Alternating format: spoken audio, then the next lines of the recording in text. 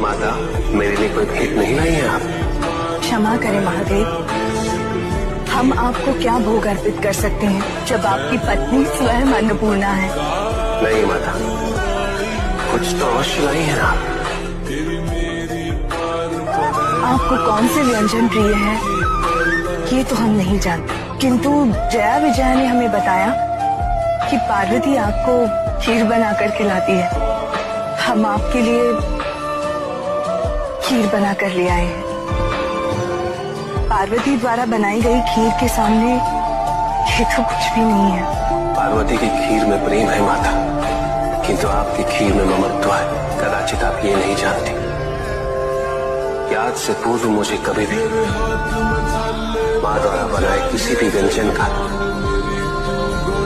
भोग करने का अवसर ही प्राप्त नहीं हुआ। ये खीर तो मेरे लिए अमृत का सेवन करने समान है।